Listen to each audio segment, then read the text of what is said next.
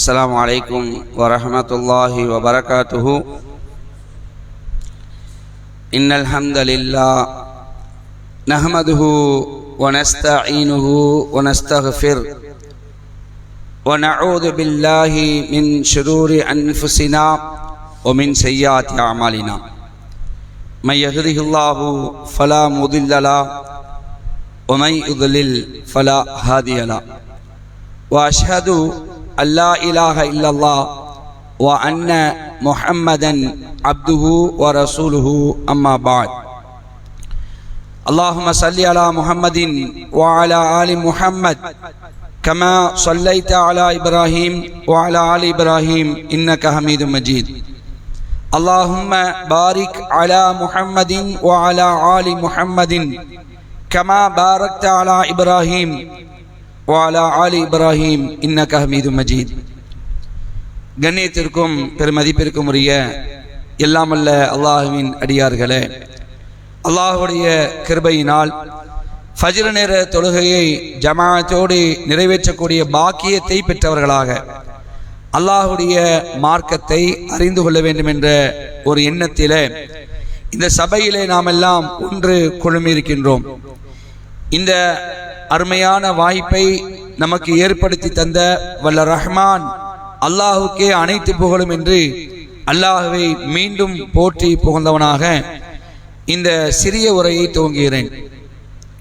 அன்புக்குரிய சகோதரர்களே, இன்றைக்கு நாம பார்க்க இருக்கின்ற செய்தி மறைவான ஞானம். நாளைக்கு என்ன நடக்கும் என்ற செய்தி யாருக்கு தான் தெரியும், யாருக்கு தெரியாது அப்படிங்கிற செய்தியை குறித்து தான் இன்னைக்கு பார்க்க இருக்கிறோம். அன்புக்குரியவர்களே, நாளைக்கு என்ன, அடுத்த செகண்ட் என்ன நடக்குது யாருக்கும் தெரியுமா? யாருக்குமே தெரியாது.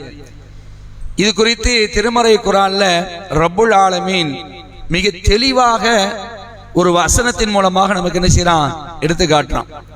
உண்மையிலேயே இந்த வசனங்கள் எல்லாம் நாம் பார்க்கும் பொழுது அல்லாஹ் ரப்புல் ஆலமீன் நமக்கு அவனுடைய நேரான பாதையை காட்டியிருக்கான்ல, இதற்காக நாம் அல்லாஹ்வுக்கு என்ன செய்யணும், பெரிய நன்றி கடன் பட்டிருக்கிறோம்.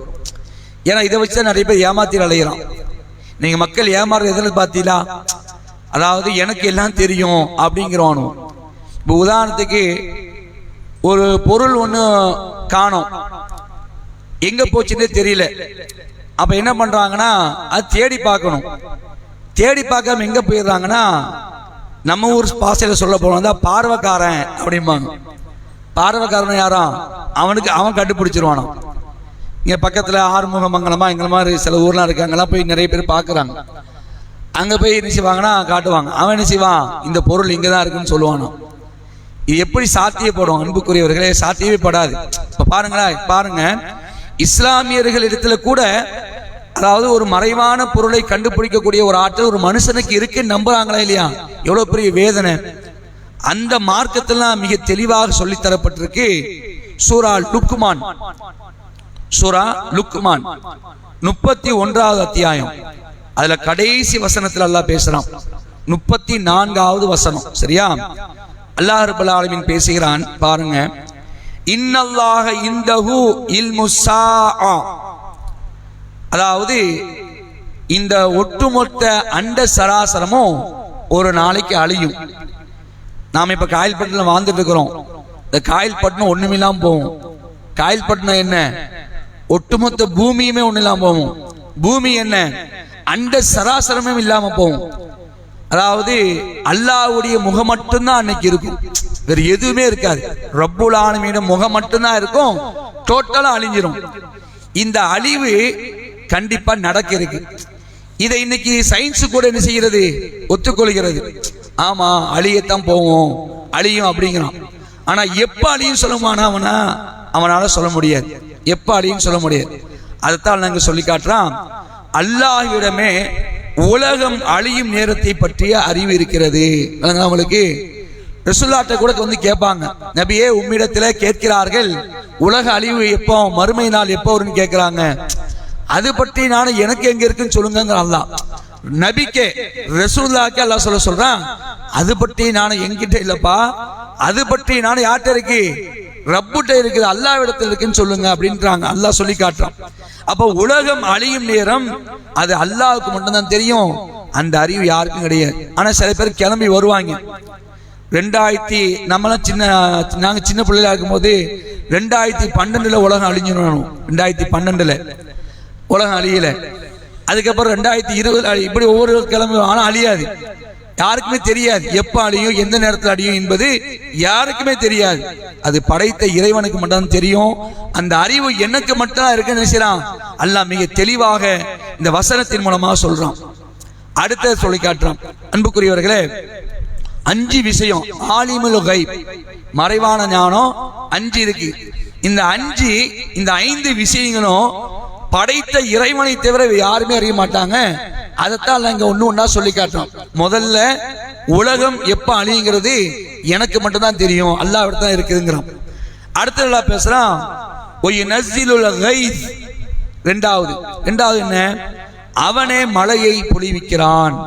அவன் தான் மழையை பொழிவிக்கிறான். எப்ப மழை பெய்யும், எப்போ எங்க எப்படி பெய்யும், இது எல்லாம் யாருக்கு தான், அல்லாஹ்க்கு மட்டும்தான் தெரியும். அப்ப நீங்க கேட்கலாம், டிவில எல்லாம் சொல்றாங்களே பாய், வானிலை ஆய்வாளர்கள்லாம் இந்த மழை பெய்யலாம் சொன்னாங்க.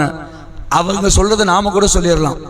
அவங்க எப்படி தெரியுமா சொல்லுவாங்க, மேகமூட்டமாக இருக்கலாம், அல்லது மிதமான மழை பெய்யலாம், அல்லது காற்றுடன் சேர்ந்து இடியுடன் சேர்ந்து மழை பெய்யலாம், எல்லாத்தையுமே சொல்லிடுவாங்க.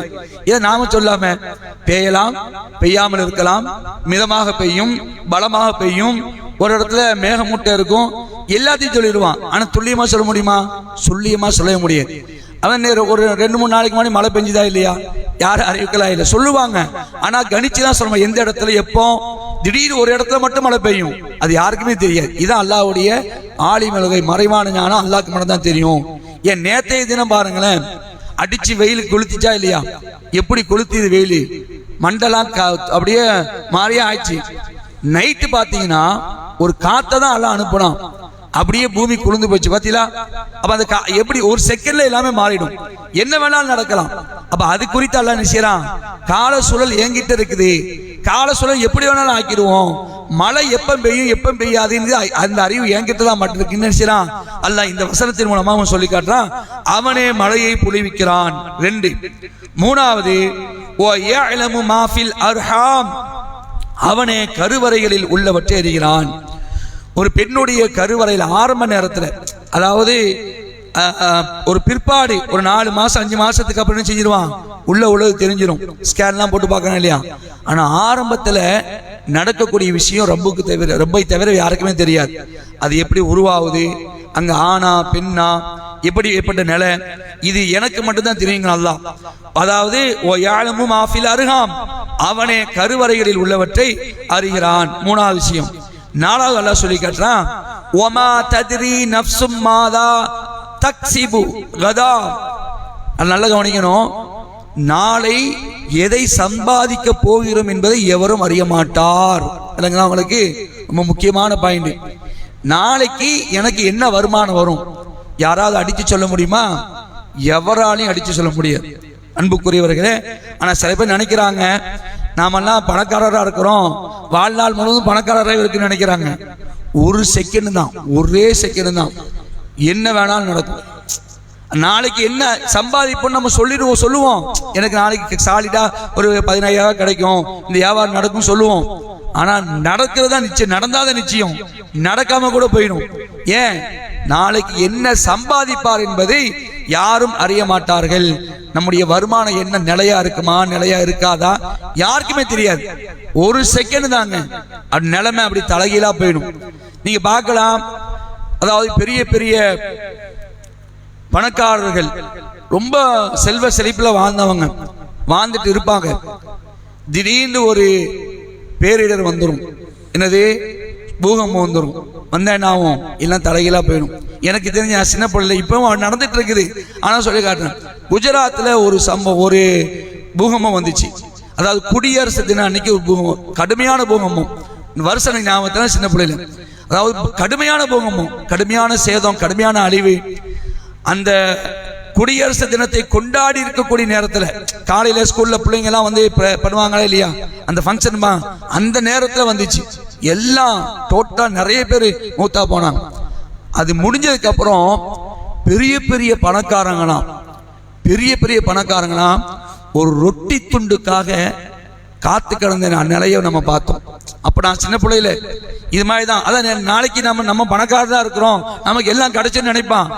ஒரு செகண்ட் எல்லாமே மாறிடும். பத்தியா அதைத்தான் சொல்லி காட்டுறான், நாளை என்ன சம்பாதிப்பார் என்பதை எவருமே அறிய மாட்டார். இது அல்லாஹ்க்கு மட்டும்தான் தெரியும். அதனால தான் நம்ம எந்த காரியத்தையும் செய்யறதா இருந்தா நாளைக்குன்னு சொன்னா என்ன சொல்லணும்? இன்ஷா அல்லாஹ்னு சொல்லணும். அது சொல்லாம சொல்லிடாதீங்க. சில பேர் சொல்லுவாங்க கன்ஃபார்ம், சில பேர் இன்ஷா அல்லாஹ்னு என்ன பண்ணுவாங்க, வரமாட்டதுக்கு இன்ஷா அல்லாஹ் சொல்லுவாங்க. என்ன இன்ஷா அல்லாஹ் சொல்லலாம், ஒருவேளை வரமாட்டானோ அப்படின்னு கொண்டு போயிட்டாங்க. மாப்பிள்ள இன்ஷா அல்லாஹ் பார்க்கலாம், என்ன இன்ஷா அல்லாஹ் நான் வரமாட்டேன்னு சொல்றியா அப்படிமா, இதுக்கு கொண்டு போயிட்டாங்க. அப்படி சொல்லக்கூடாது. இன்ஷா அல்லாஹ், அல்லாஹ் நாட்னா நான் தரேன், நான் கொடுக்குறேன் அப்படின்னு சொல்லணும். அதே மாதிரி அடுத்ததெல்லாம் சொல்லி காட்டுற பாருங்க. 4 விஷயம் பார்த்துருக்கிறோம். 5வது விஷயம் என்ன சொல்லணும்? அல்லாஹ் வமா தத்ரி நஃப்ஸும் பி ஐயி அர்லின் தமூத், எந்த இடத்தில் மரணிப்போம் என்பதையும் எந்த ஆத்துமாவும் அறிய மாட்டார். நம்ம காயில் பட்டு தான் இருக்கிறோம். என் உயிர் காயில் பட்டு தான் போக முடியும் யாராவது சொல்ல முடியுமா? சொல்ல முடியாது. உங்க உயிர் எங்க எடுக்கணும் அல்லாஹ் நினைக்கிறானோ அந்த இடத்துல தானாவே அல்லாஹ் கொண்டு போய் சேர்த்துருவான். அமெரிக்காவில் எடுக்கணும்னு நினைப்பான், அல்லாஹ் வச்சிருப்பான். உங்களுக்கும் அமெரிக்காவுக்கும் சம்பந்தமே இருக்காது, ஆனா அமெரிக்காவுக்கு நீங்க கொண்டு போகப்படுவீங்க. அங்க வச்சுதான் அல்லாஹ் உயிரை எடுக்கணும்னு வச்சுக்கலாம், துல்லியமா எடுத்துருவோம். அதான் அல்லாஹ் சொல்லி காட்டுறான், எந்த இடத்தில் நாம் மரணிப்போம் என்பதை எவருமே அறிய மாட்டார். ஆனா சில பேர் சொல்லுவாங்க, அதாவது என்ன சொல்லுவாங்கன்னா, இங்க இருந்திருப்பாரு, எங்கேயாவது போயிருப்பாரா, அங்க அவருக்கு மவுத்து வந்திருக்கும், ஒன்னு என்ன கெட்டுறது, ஏன் இவர் அங்க போகணும், இப்படி அடுத்து ஏன் அந்த இடத்துக்கு போனோம், ஒரு ஆக்சிடென்ட் போகாம இருந்துக்கலாம் சொல்லவும் கூடாது. அதாவது அன்புக்குரியவர்களே, இவர் அப்படி செஞ்சிருந்தா இப்படி நடந்திருக்குமே, இப்படி இருந்திருந்தா இப்படி நடக்காம இருந்திருக்குமே, இப்படி சொல்லாமா சொல்லக்கூடாது. எல்லாமே அல்லாஹ்வுடைய நாட்டம். குல்லை யுசீபனா இல்லாமா கத்தபல்லாஹு லனா, அல்லாஹ் விதித்ததை தவிர வேறு எதுவுமே எங்களுக்கு அணுகாது என்று நம்ம சொல்லுவதுதான் ஒரு மூமினுடைய பண்பா இருக்கணும். அப்ப அன்புக்குரியவர்களே, இறுதியா அல்லாஹ் சொல்றான், எந்த இடத்தில் மரணிப்போம் என்பதை எந்த ஆத்மாவும் அறிய மாட்டார்கள். இந்த 5 யார்கிட்ட இருக்குது? அல்லாஹ் இடத்துல சொல்லுங்க பார்க்கலாம். ஒண்ணு என்னது? அதான் மறைவான என்னதுல ஒண்ணு முதல்ல சரி மலை லைனா வரும், மலை கருவறையில் இருக்குது. 2வது 3 நாளை சம்பாதிக்கிறது, மரணம், மறுமை நாள். தம்பி சொல்றான், கரெக்டா சொல்றான், மறுமை நாள். ஃபர்ஸ்ட் உலக அழிவு நாள், 2வது என்னது மலை, 3வது கருவறைகளில் இருக்கிறது, 4வது என்ன சம்பாதிக்க போறோம், 5வது என்னது மரணம். இந்த 5ம் அல்லாஹ்க்கு மட்டும்தான் தெரியும். எனக்கு தெரிஞ்சா வச்சுக்கல யாரும் எங்கேயும் போக மாட்டாங்க, அப்படிதானே? தெரிஞ்சுட்டா யாரு? நபிக்கே அல்லாஹ் சொல்லி காட்டான். நபிக்கே மறைவானது தானே, நாங்க வேறங்க இந்த மௌலுது தான் போட்டுட்டு இருக்காங்க. மௌலுது அங்க அப்பப்போ அந்தந்த மாசத்துல எல்லாம் மௌலு போட்டிருக்காங்க. நேற்று ஒரு இடத்துல பிறகு படிச்சுட்டு இருக்கிறாங்க. அருள் புரிவீரே அப்பாவே, அந்த அப்பா அருள் புரிவீரே, நாளை நடப்பதை அறியக்கூடியவரே, இப்பெல்லாம் எல்லாத்தையும் சொல்லுவாங்க. ரசூலுல்லாஹ்க்கு முன்னாடி சொல்லுவாங்க, நாளை நடப்பதை அறியக்கூடியவரே, உங்களுக்கு தான் எல்லாமே தெரியும் அப்படிலாம் சொல்லுவாங்க. நபியே சொல்றாங்க, எனக்கு தெரியாதுப்பா. அட எனக்கு நல்லது தெரிஞ்சிருந்தா நான் உஹதுல பல்லு உடைக்கப்பட்டிருப்பேனா? உஹதுல ரசூலுல்லாஹ் போய் கலந்துக்கிட்டாங்களே, கலந்தும் போது எதிரிகளால் தாடை உடைக்கப்பட்டார்கள், பற்கள் கொட்டப்பட்டது. அப்போ சொல்றாங்க, நபி நீங்க சொல்லுங்க, எனக்கு நாளை நடக்கக்கூடிய எனக்கு தெரிஞ்சிருந்தா எந்த தீமே எனக்கு அணி இருக்காது, எல்லாமே எனக்கு நன்மையாத்தானே இருக்கும். விளங்குதா உங்களுக்கு? அப்ப நபிக்கு என்ன இல்ல? மறைவான ஞானம் இல்ல. மறைவான ஞானம் அனைத்துமே யாருக்கு மட்டும்தான்? ரப்புக்கு மட்டும்தான் இருக்கிறது என்பதை இந்த வசனங்கள் நமக்கு மிக தெளிவாக பறைசாற்றுகின்றன. இதை உணர்ந்து செயல்படக்கூடிய மக்களாக நாம் இருப்போம். யாருக்கும் மறைவான ஞானம் இல்லை. நாளை மறுநாள், அடுத்த செகண்ட், அடுத்த மணி நேரம் என்ன நடக்கும்? இப்ப நாளைக்கு எல்லாம் எதிர்பார்த்துட்டு இருக்கோம். என்னத்தை எதிர்பார்த்துட்டு இருக்கிறோம்? ரிசல்ட் எதிர்பார்த்துட்டு. யாரும் அடிச்சு சொல்ல முடியுமா? எல்லாத்துக்கும் புளிய கரைக்கு இன்னைக்கு உட்கார்ந்துட்டு இருப்பாங்க. யாரு முடிசூட போறா, யார் அந்த முதலமைச்சர் நாற்காலில் உட்கார போறா, நாளைக்கு நடக்குதான் தெரியும். நாளைக்கு விடிஞ்சு என்னன்னா தான் தெரியும். ஆனா அல்லாஹ்க்கு தெரியும். அல்லாஹ்க்கு தெரியல. அல்லாஹ்வே அதை சொல்லி காட்டுறான் குர்ஆன்ல. அல்லாஹ்வே ஆட்சியின் அதிபதியே, இவன் சொல்லணும், ஆட்சியின் அதிபதியே, நீ நாடியவர்களுக்கு ஆட்சியை கொடுக்கிறாய், நீ நாடியவர்களின் ஆட்சியை பறிக்கிறாய். ரெண்டுமே அல்லாஹ்ட்ட தான் இருக்கு. அவன் யாருக்கு நாடுறானோ அவன் ஆட்சி கொடுப்பான், அவன் நாடலனா ஆட்சி பிடுங்கிடுவான். நீ நாடியவரை கண்ணியப்படுத்துகிறாய், நீ நாடியவரை கேவலமும் படுத்துகிறாய். இது எல்லாமே யார் கையில இருக்கு? அல்லாஹ் கையில. அப்ப நாளைக்கு என்ன நடக்குது யாருக்கு நம்ம கூட தெரியும், ரிசல்ட் வந்தாதான் தெரியும். சரியா அன்புக்குரியவர்களே, அப்ப இதெல்லாம் உணர்ந்து செயல்படக்கூடிய மக்களா இருக்கணும். நாளைக்கு ரிசல்ட் வர இருக்கு, சாதகமா மக்களுக்கு நல்லாட்சி செய்யக்கூடியவர்கள் வரணும் என்பதை விஷயம் கவனத்தை எடுத்துக்குவோம். வாஹி தாவானா அல்ஹம்துலில்லாஹி ரப்பில் ஆலமீன். வஸ்ஸலாமு அலைக்கும் வரஹ்மத்துல்லாஹி வபரகாத்துஹு.